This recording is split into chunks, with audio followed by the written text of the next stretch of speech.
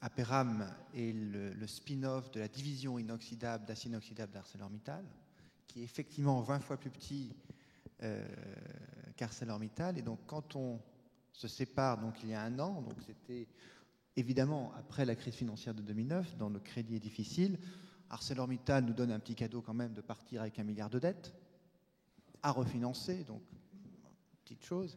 Mais il faut revoir effectivement un grand paradoxe, c'est que ArcelorMittal a 25 milliards de dettes, mais c'est beaucoup plus facile pour eux de se refinancer puisqu'ils ont un accès au marché plus large. Finalement, too big to fail, c'est-à-dire que les banques sont obligées de poursuivre, soutenir ArcelorMittal ou les grands groupes qui ont de la dette.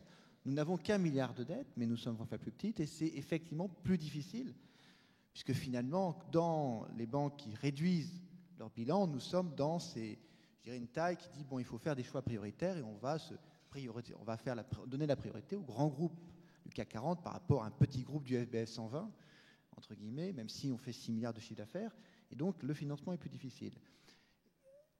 C'est pas impossible puisque nous sommes refinancés totalement, nous avons refait à la fois une obligataire aux États-Unis, oui, nous sommes allés aux États-Unis aller vendre notre société pourtant extrêmement complexe avec une volatilité extrêmement forte, avec un marché, une industrie qui est très surcapacitaire globalement, à la fois en Europe et aux États-Unis. On a eu, au moment du spin-off, il a fallu renouveler totalement nos actionnariats.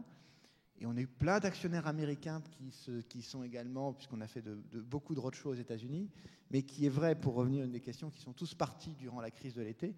On a eu un petit cours, notre cours de bourse a un peu ressenti le départ de nos actionnaires américains à ce moment-là.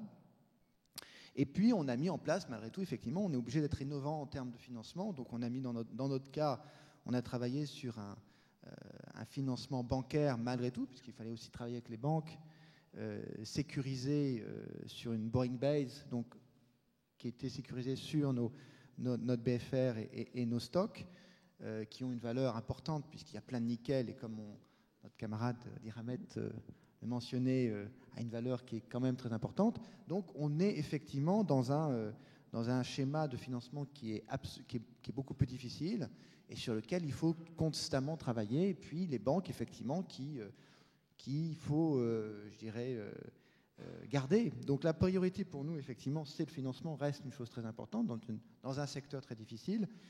Évidemment, ça a un coût pour pouvoir garder ces financements. On a des taux d'intérêt qui sont élevés, mais en même temps, nous n'avons pas le choix. Donc, il faut gérer là-dessus, ce qui veut dire effectivement beaucoup de travail auprès des investisseurs, beaucoup de travail auprès des banques, beaucoup de travail investisseurs, quand je parle investisseurs, actions, évidemment, également obligataires.